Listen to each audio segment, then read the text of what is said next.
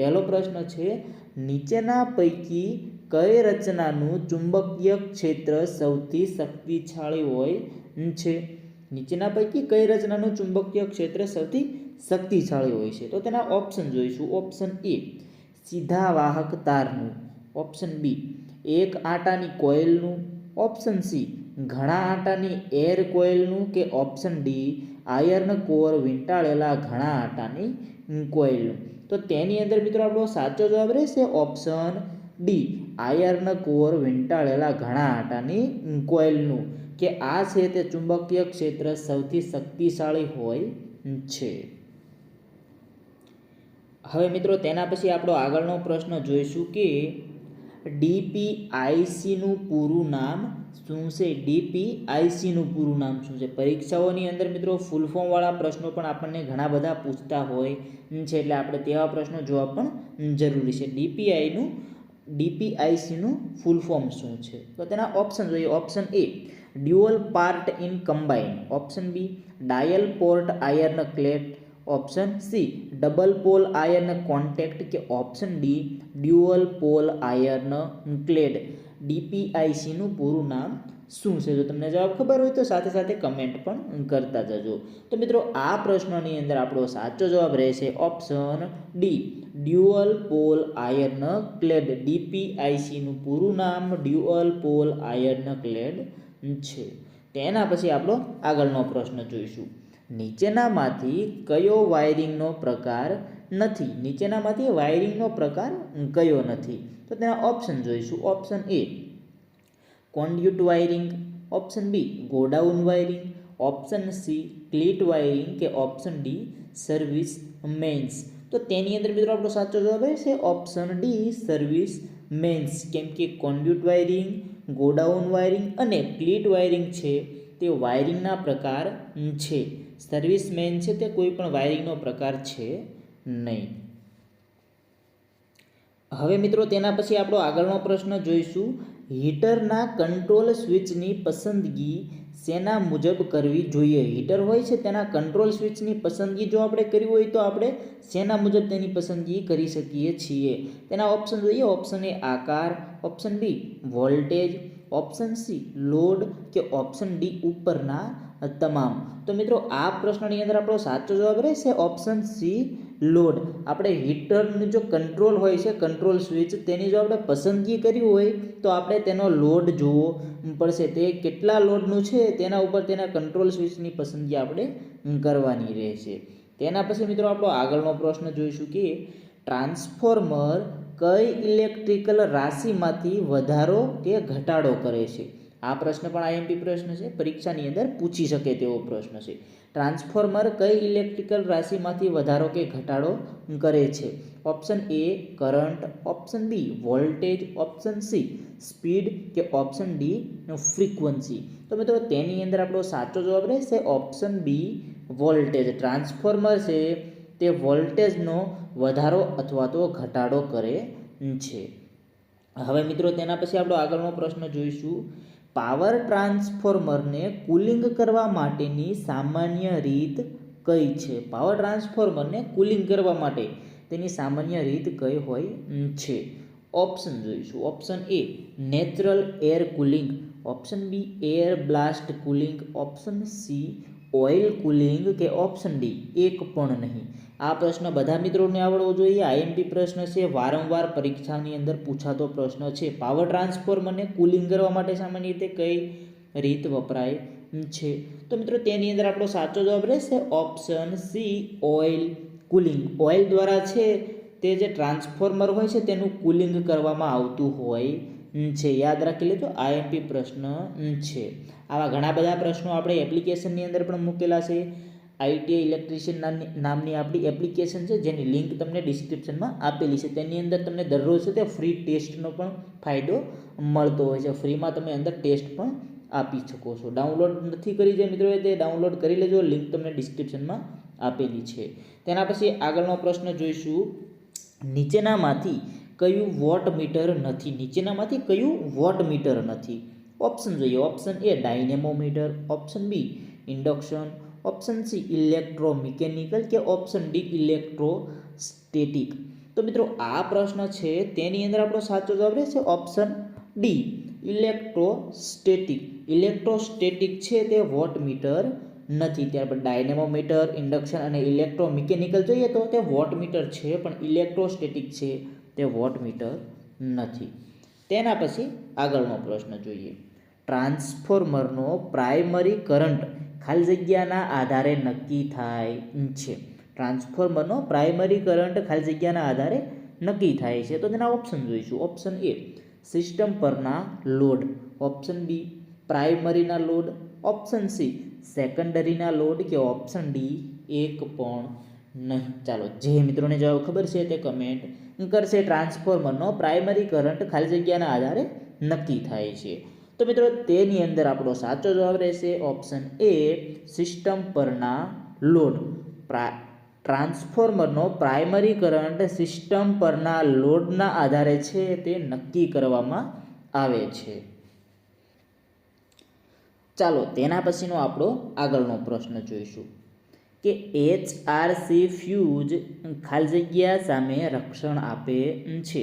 આપણે HRC ફ્યુઝનું નામ તમે સાંભળેલું હશે. તો આ HRC ફ્યુઝ છે તે શેની સામે રક્ષણ આપે છે? તો તેના ઓપ્શન જોઈએ. Option A short circuit, option B open circuit, option C reverse circuit કે option D overload. HRC fuse ખાલી જગ્યા સામે રક્ષણ આપે છે. આ પ્રશ્ન પણ ઘણી વખત પરીક્ષાની અંદર પૂછાઈ ગયેલો છે. તો મિત્રો આ પ્રશ્નની અંદર સાચો જવાબ આવશે option A short circuit. HRC fuse short circuit સામે છે તે રક્ષણ આપે છે. ગમે ત્યારે સર્કિટની અંદર જો શોર્ટ સર્કિટ થાય તો આ HRC ફ્યુઝ મૂકેલો હોય છે તો તેને રક્ષણ કરે છે. તેના પછી મિત્રો આગળનો પ્રશ્ન જોઈએ કે મલ્ટીમીટરમાં કયા ઇન્સ્ટ્રુમેન્ટની રચનાનો ઉપયોગ થાય છે? મલ્ટીમીટરમાં કયા ઇન્સ્ટ્રુમેન્ટની રચનાનો ઉપયોગ થાય છે?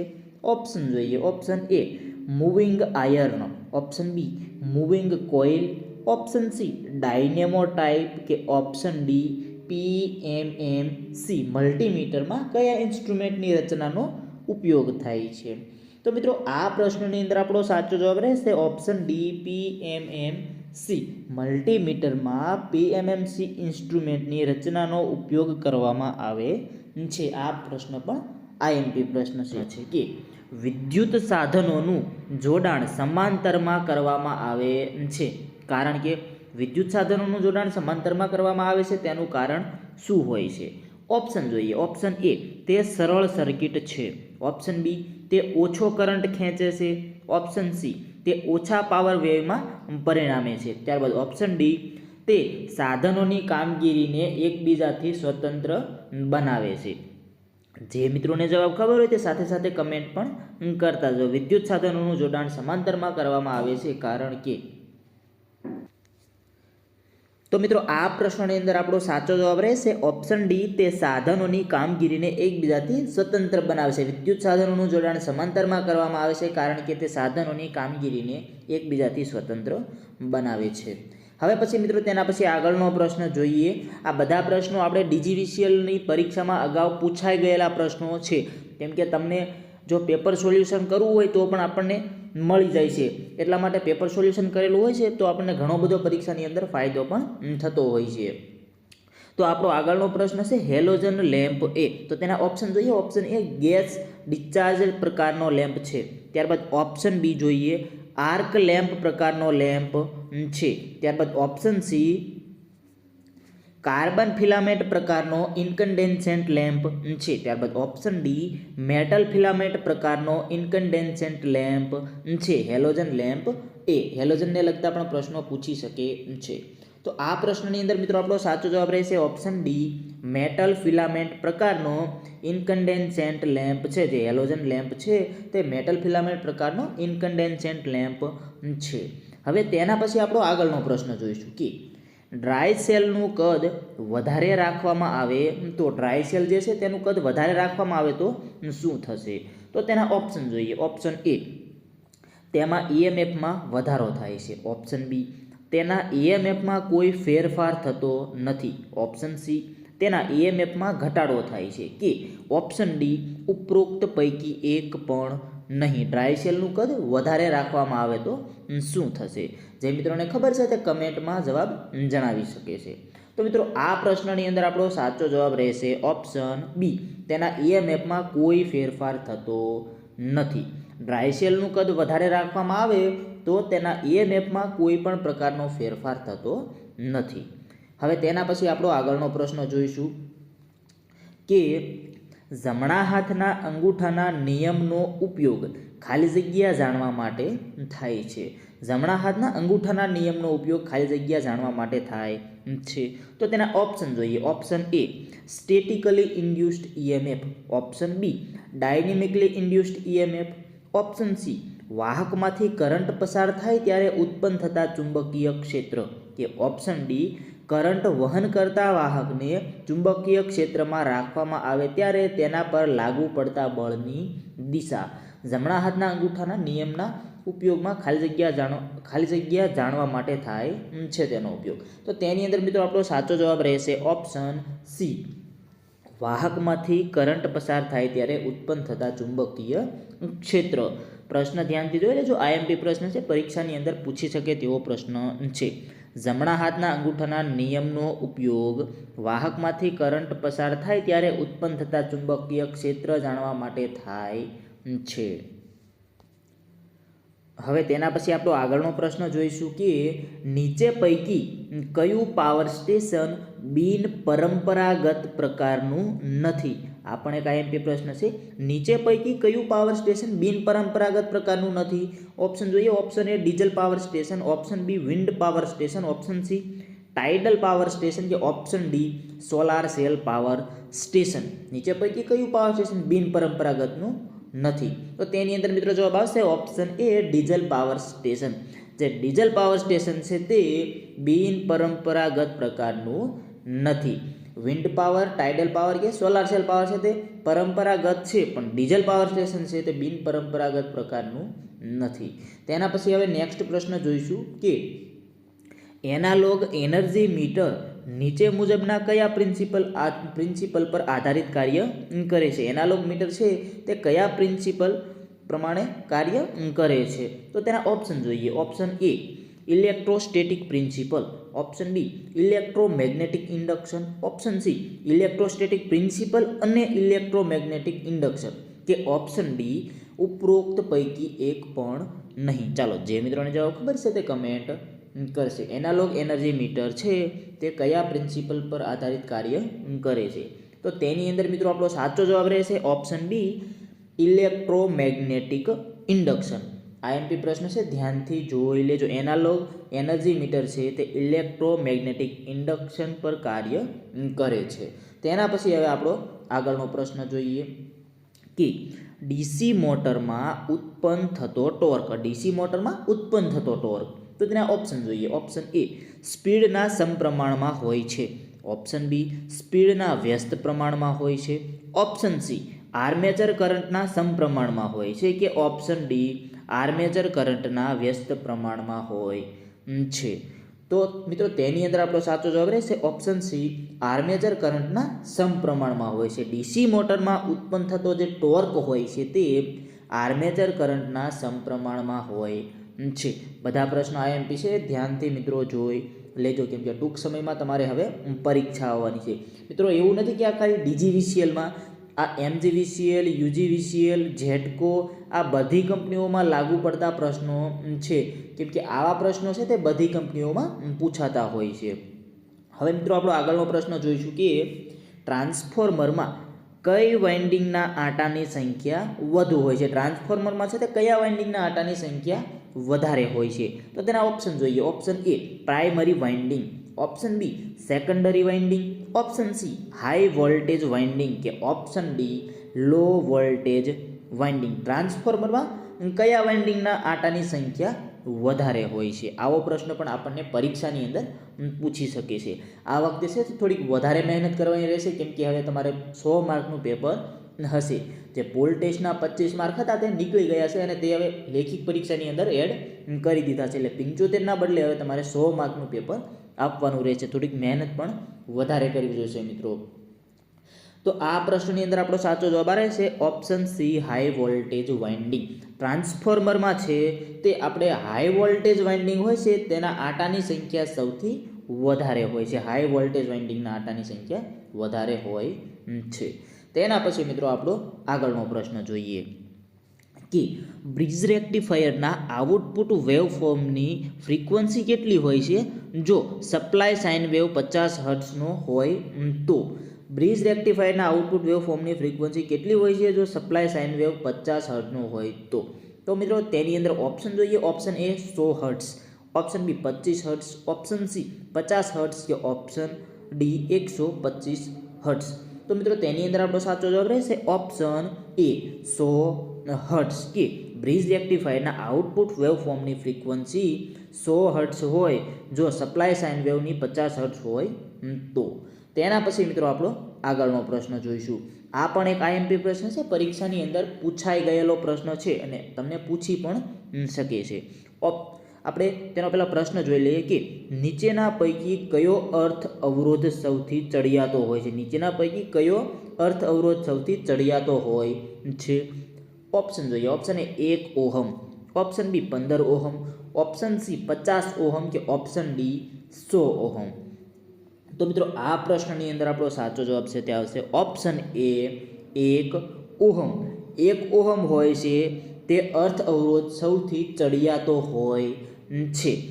આની અંદર જે 100 ઓહમ છે તે સૌથી નીચેનો છે અને 1 ઓહમ છે તે સૌથી ચડિયાતો અર્થ અવરોધ ગણાય છે. કે ડેલ્ટા કનેક્શનનો ઉપયોગ નીચેના પૈકી ક્યાં થાય છે. ડેલ્ટા કનેક્શનનો ઉપયોગ નીચેના પૈકી ક્યાં થાય છે. જે મિત્રોને જવાબ ખબર છે તે દરરોજની જેમ સાથે સાથે કમેન્ટ પણ કરતા જજો. તો આપણે તેના ઓપ્શન જોઈએ. ઓપ્શન એ ટ્રાન્સમિશન લાઇનના ટ્રાન્સફોર્મરમાં, ઓપ્શન બી ઇન્ડસ્ટ્રીયલ 3 ફેઝ લોડમાં, ઓપ્શન સી મોટી મોટરના કનેક્શનમાં કે ઓપ્શન ડી ઉપરોક્ત તમામ.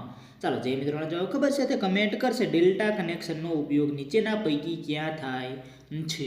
આ બધા પ્રશ્નો ડીજીવીસીએલની પરીક્ષાવાળા મિત્રો ખાસ જોઈ લેજો, તમારા માટે ખૂબ જ ઉપયોગી છે. ત્યારબાદ જેટકો, યુજીવીસીએલ, એમજીવીસીએલ કે પીજીવીસીએલ આ મિત્રો જે છે તે પણ જોજો, કેમ કે તેને પણ આ બધા પ્રશ્નો ઉપયોગી છે. તો મિત્રો આ પ્રશ્નનો જવાબ આપણો સાચો છે તે આવશે ઓપ્શન ડી ઉપરોક્ત તમામ. ડેલ્ટા કનેક્શનનો ઉપયોગ છે તે નીચેના પૈકી ટ્રાન્સમિશન લાઇનના ટ્રાન્સફોર્મરમાં, ઇન્ડસ્ટ્રીયલ 3 ફેઝ લોડમાં અને મોટી મોટરના કનેક્શનમાં આ તમામ જગ્યાએ થાય છે ડેલ્ટા કનેક્શનનો ઉપયોગ. તેના પછી મિત્રો આપણો આગળનો પ્રશ્ન જોઈશું કે સેલના સિરીઝ કનેક્શનમાં ભૂલથી જો સેલની પોલારિટી ખોટી જોડાઈ ગઈ હોય તો. સેલના સિરીઝ કનેક્શનમાં ભૂલથી જો સેલની પોલારિટી છે તે આપણે ખોટી જોડાઈ ગઈ હોય તો શું થશે. ઓપ્શન જોઈએ. ઓપ્શન એ બેટરીના આઉટપુટ વોલ્ટેજ વધારે મળે છે, ઓપ્શન બી બેટરીના આઉટપુટ વોલ્ટેજ ઘટે છે, ઓપ્શન સી બેટરીના આઉટપુટ વોલ્ટેજ અચળ રહે છે કે ઓપ્શન ડી એક પણ નહીં. ચાલો જે મિત્રોને જવાબ ખબર છે તે કમેન્ટ કરશે. સેલના સિરીઝ કનેક્શનમાં ભૂલથી જો સેલની પોલારિટી ખોટી જોડાઈ ગઈ હોય તો તેની અંદર મિત્રો આપણો સાચો જવાબ રહેશે ઓપ્શન બી બેટરીના આઉટપુટ વોલ્ટેજ ઘટે છે. સેલના સિરીઝ કનેક્શનમાં જો ભૂલથી સેલની પોલારિટી ખોટી જોડાઈ ગઈ હોય તો બેટરીના આઉટપુટ વોલ્ટેજ છે તે ઘટે છે. તેના પછી આપણો આગળનો પ્રશ્ન જોઈશું કે વાયરિંગમાં કોઅર્સ એક્સેસ કરંટ પ્રોટેક્શન માટે કઈ ડિવાઇસ વપરાય છે. આ પણ એક આઈએમપી પ્રશ્ન છે કે વાયરિંગમાં કોઅર્સ એક્સેસ કરંટ પ્રોટેક્શન માટે કઈ ડિવાઇસ વપરાય છે. તો તેના ઓપ્શન જોઈએ. Option A ICDP, option B ICTP, option C MCB કે ઓપ્શન ડી એક પણ નહીં. વાયરિંગમાં કોઅર્સ એક્સેસ કરંટ પ્રોટેક્શન માટે કઈ ડિવાઇસ વપરાય છે મિત્રો. ચાલો જેમને ખબર છે તે કમેન્ટ કરી દેશે. તો મિત્રો આ પ્રશ્નની અંદર આપણો સાચો જવાબ રહેશે ઓપ્શન સી એમસીબી. વાયરિંગમાં કોઅર્સ એક્સેસ કરંટ પ્રોટેક્શન માટે છે તે એમસીબી વપરાય છે. તેના પછીનો આગળનો પ્રશ્ન છે કે ઈસીસી એટલે શું અથવા તો ઈસીસીનું ફૂલ ફોર્મ જણાવો. આ પ્રશ્નની અંદર તમને ઈસીસીનું ફૂલ ફોર્મ જણાવવાનું કીધું છે. જે મિત્રોને ખબર હોય તે કમેન્ટ કરશે. Option A earth conductor conductor, option B earth carrying conductor, option C earth continuity conductor કે option D earth continuity container. ચાલો જે મિત્રોને ખબર છે તે જણાવશે. તો મિત્રો આ પ્રશ્નનો જવાબ છે તે આવશે option C earth continuity conductor.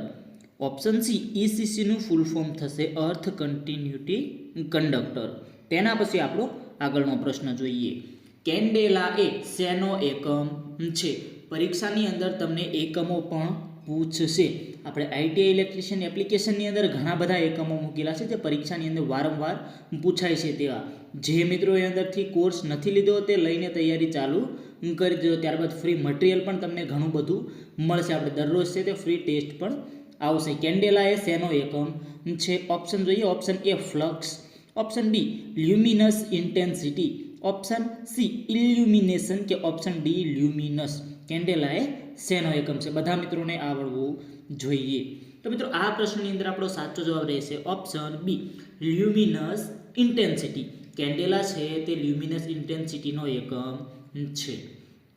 હવે તેના પછીનો આપણો આગળનો પ્રશ્ન જોઈએ કે એનાલોગ મીટર કયા સિદ્ધાંત પર કાર્ય કરે છે? એનાલોગ મીટર છે તે કયા સિદ્ધાંત પર કાર્ય કરે છે? તેના ઓપ્શન જોઈશું. ઓપ્શન એ વિદ્યુત પ્રવાહની ચુંબકીય અસર, ઓપ્શન બી વિદ્યુત પ્રવાહની ગતિની અસર, ઓપ્શન સી વિદ્યુત પ્રવાહની તરંગ લંબાઈની અસર કે ઓપ્શન ડી ઉપરોક્ત પૈકી એક પણ નહીં. એનાલોગ મીટર કયા સિદ્ધાંત પર કાર્ય કરે છે? આ પણ એક આઈએમપી પ્રશ્ન છે, પરીક્ષાની અંદર પૂછાઈ શકે તેવો પ્રશ્ન છે. તો મિત્રો આ પ્રશ્નની અંદર આપણો સાચો જવાબ રહેશે ઓપ્શન એ વિદ્યુત પ્રવાહની ચુંબકીય અસર. એનાલોગ મીટર છે તે વિદ્યુત પ્રવાહની ચુંબકીય અસર પર કાર્ય કરે છે. યાદ રાખી લેજો, પરીક્ષાની અંદર પૂછી શકે તેવો પ્રશ્ન છે. તેના પછી આપણો આગળનો પ્રશ્ન જોઈશું કે ટ્રાન્સફોર્મરની કોર બનાવવા માટે નીચેના પૈકી કયું મટીરિયલ સૌથી ઉત્તમ છે? ટ્રાન્સફોર્મરની કોર હોય છે તે બનાવવા માટે નીચેના પૈકી કયું મટીરિયલ સૌથી ઉત્તમ છે? આવો પ્રશ્ન આપણને પૂછેલો છે. ઓપ્શન જોઈએ. Option A cold rolled grain oriented steel એટલે કે CRGO સ્ટીલ. તેના પછી option B cast steel, option C cast iron કે option D hot rolled grain oriented steel. IMP પ્રશ્ન છે. ચાલો જે મિત્રોનો જવાબ ખબર છે તે કમેન્ટ કરશે. ટ્રાન્સફોર્મરની કોર બનાવવા માટે નીચે પૈકી કયું મટીરિયલ વપરાય છે અથવા તો ઉત્તમ છે? તો તેની અંદર મિત્રો આપણો સાચો જવાબ રહેશે option A cold rolled grain oriented એટલે કે CRGO સ્ટીલ. યાદ રાખી લેજો, પરીક્ષાની અંદર પૂછી શકે તેવો પ્રશ્ન છે. તેના પછી આપણો આગળનો પ્રશ્ન જોઈએ કે ટ્રાન્સફોર્મરના આયર્ન લોસનો મતલબ થશે core loss.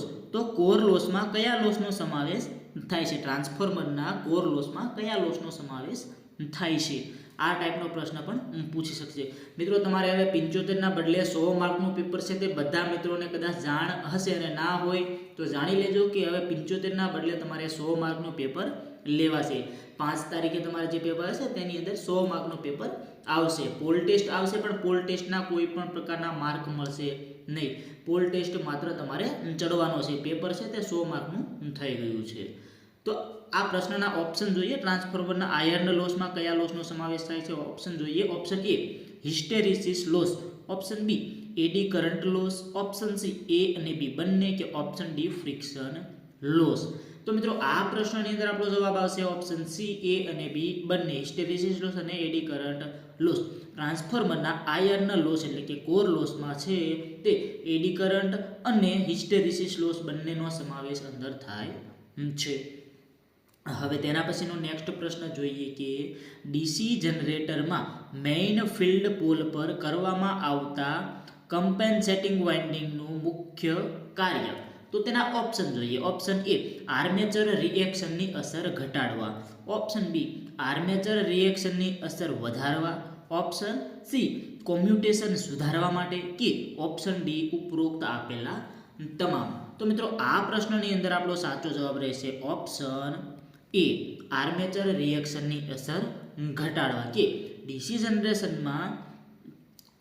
જનરેટરમાં main field pole પર કરવામાં આવતા કમ્પેન્સેટિંગ વાઇન્ડિંગનું મુખ્ય કાર્ય આર્મેચર રિએક્શનની અસર ઘટાડવા માટે કરવામાં આવે છે. આઈએમપી પ્રશ્ન છે, પરીક્ષાની અંદર પૂછી શકે એવો પ્રશ્ન છે. તેના પછી આપણો આગળનો પ્રશ્ન જોઈએ કે EHV લાઇનની રેન્જ શું છે? EHV લાઇનની રેન્જ આપણને પૂછેલી છે. તો તેના ઓપ્શન જોઈએ. ઓપ્શન એ 250 વોલ્ટ સુધી, ઓપ્શન બી 250 વોલ્ટથી 650 વોલ્ટ સુધી, ઓપ્શન સી 650 વોલ્ટથી 33 kV સુધી, કે ઓપ્શન ડી 66 કેવી થી ઉપર EHV એક્સ્ટ્રા હાઈ વોલ્ટેજ લાઇનની રેન્જ શું છે? આઈએમપી પ્રશ્ન છે, બધા મિત્રોને ફરજિયાત આવડવો જોઈએ. તો મિત્રો આ પ્રશ્નની અંદર આપણો સાચો જવાબ રહેશે ઓપ્શન ડી 66 કેવી થી ઉપર. EHV લાઇનની રેન્જ હંમેશા તમને પૂછે તો 66 કેવી થી ઉપરની કહેવાની. મિત્રો આવા પ્રશ્નો આપણને પરીક્ષાની અંદર પૂછી શકે છે, બધા મિત્રોને આવડવા જોઈએ. એક પછી એક બધા પ્રશ્ન ધ્યાનથી જોઈ લેજો. અને જે મિત્રો એપ્લિકેશનની અંદર ટેસ્ટ નથી આપતા તો બિલકુલમાં ફ્રીમાં પણ તમને ટેસ્ટ આપે છે. એવું નથી કે તમારે અંદર પેમેન્ટ કરીને જ મળશે. ફ્રીમાં પણ ઘણું બધું મટીરિયલ મૂકેલું છે, તે પણ તમે વાંચતા રહેજો. વાયર કે કેબલના જોઈન્ટમાં કયા કયા ગુણ હોવા જોઈએ? વાયર કે કેબલના જોઈન્ટમાં કયા કયા ગુણ હોવા જોઈએ? તેના ઓપ્શન જોઈએ. ઓપ્શન એ જોઈન્ટ ઇલેક્ટ્રિકલી અખંડ હોવો જોઈએ. ઓપ્શન બી જોઈએ જોઈન્ટનો અવરોધ ઓછામાં ઓછો હોવો જોઈએ. ઓપ્શન સી જોઈએ જોઈન્ટ મિકેનિકલી મજબૂત હોવો જોઈએ. કે ઓપ્શન ડી ઉપરોક્ત તમામ. વાયર કે કેબલમાં જોઈન્ટમાં કયા કયા ગુણ હોવા જોઈએ? ચાલો જે મિત્રોને ખબર છે તે કમેન્ટ કરશે. તો મિત્રો આ પ્રશ્નની અંદર આપણો સાચો જવાબ રહેશે ઓપ્શન ડી ઉપરોક્ત તમામ. વાયર કે કેબલમાં આ તમામ ગુણો હોવા જોઈએ. કે જોઈન્ટ ઇલેક્ટ્રિકલી અખંડ હોવો જોઈએ, જોઈન્ટનો અવરોધ ઓછામાં ઓછો હોવો જોઈએ અને જોઈન્ટ મિકેનિકલી મજબૂત હોવો જોઈએ. આ તમામ ગુણ તેની અંદર હોવા જોઈએ. તેના પછીનો આપણો નેક્સ્ટ પ્રશ્ન છે કે લો વોલ્ટેજ કેબલનું વોલ્ટેજ ગ્રેડિંગ કેટલું હોય છે? આવો પ્રશ્ન આપણને પરીક્ષાની અંદર પૂછી શકે છે કે લો વોલ્ટેજ કેબલનું વોલ્ટેજ ગ્રેડિંગ કેટલું હોય છે? ઓપ્શન જોઈએ. ઓપ્શન એ 0.6 થી 1 કેવી. ઓપ્શન બી 9 થી 3.3 કેવી. ઓપ્શન સી 3.8 થી 6.6 કેવી. કે ઓપ્શન ડી 12.7 થી 22 કેવી. લો વોલ્ટેજ કેબલનું વોલ્ટેજ ગ્રેડિંગ કેટલું હોય છે? તો આ પ્રશ્નની અંદર મિત્રો સાચો જવાબ રહેશે ઓપ્શન એ 0.6 થી 1 કેવી જેટલું છે તે લો વોલ્ટેજ કેબલનું વોલ્ટેજ ગ્રેડિંગ હોય છે. અહીંયા તમને લો વોલ્ટેજનું પૂછેલું છે. તેના પછી આપણો આગળનો પ્રશ્ન જોઈએ કે સામાન્ય તાપમાને એટલે કે 40 સેલ્સિયસે કેબલ ગરમ થયા વગર સુરક્ષિત રીતે વધારેમાં વધારે વીજ પ્રવાહ પસાર કરી શકે તે મૂલ્યને કેબલનું ખાલી જગ્યા કહેવામાં આવે છે. આ ટાઈપનો પણ પ્રશ્ન આપણને પૂછી શકે છે. તો તેના ઓપ્શન જોઈએ. Option A current rating. Option B current setting.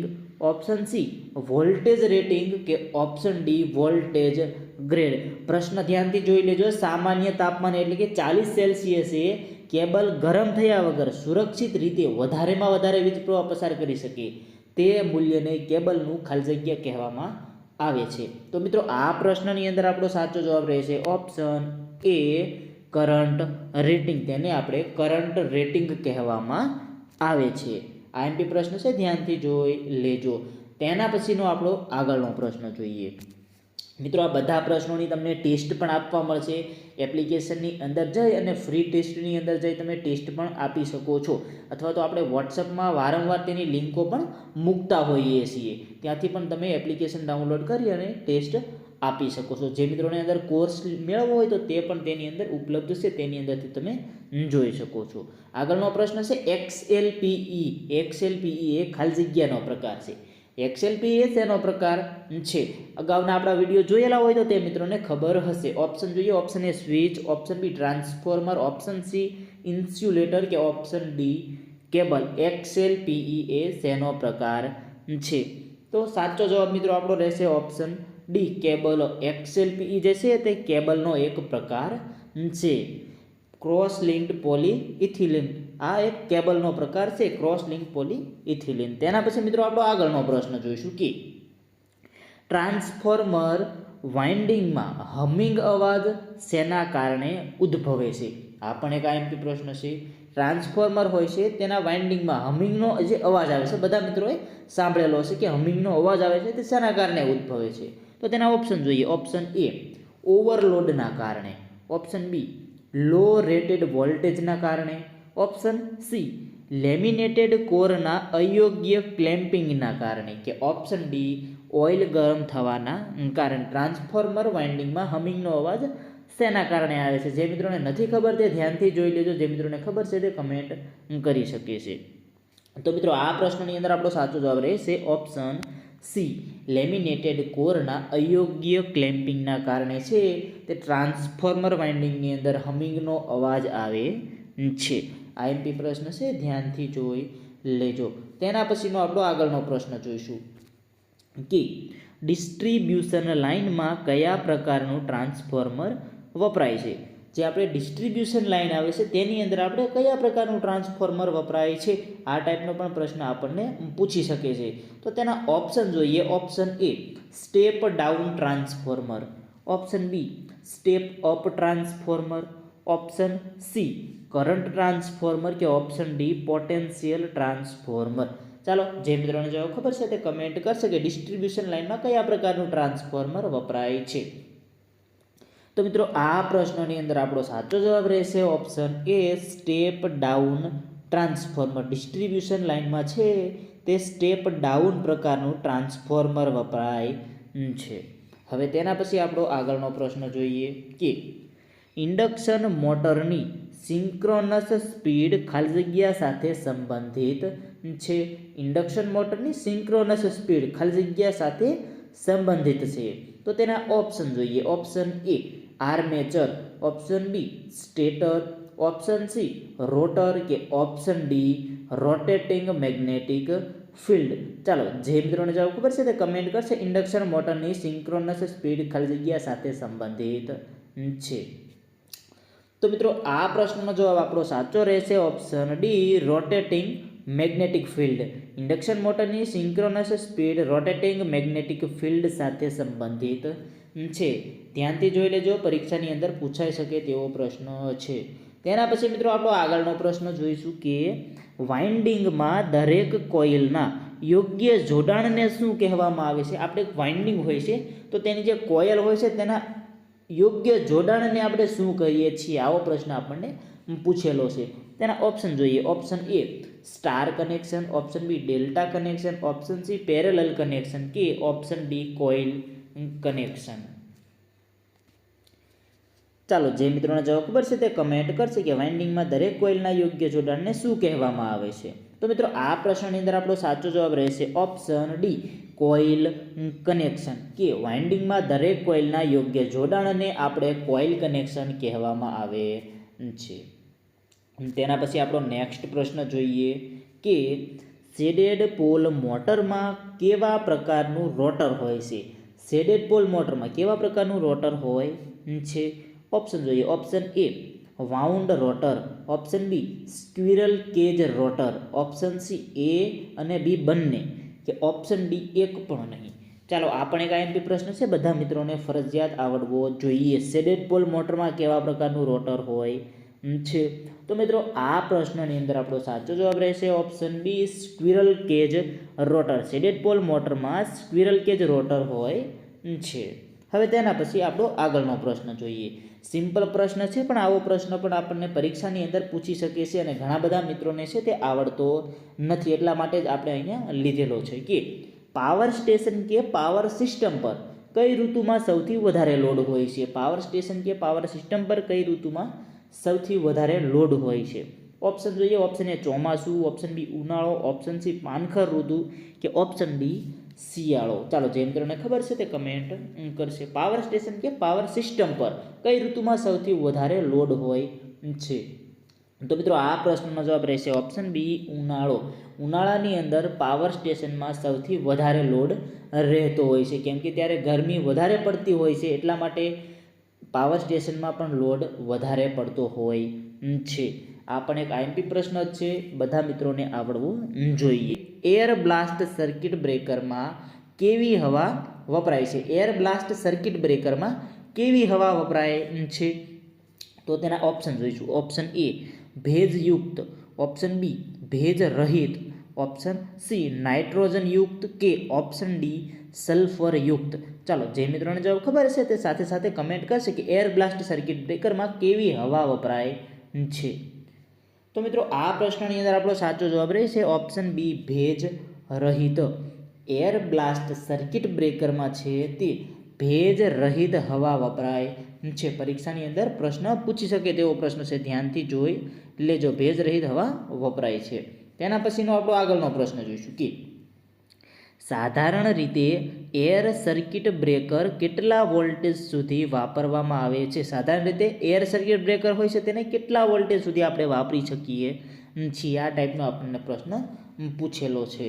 તો તેના ઓપ્શન જોઈએ. Option A 415 voltage, option B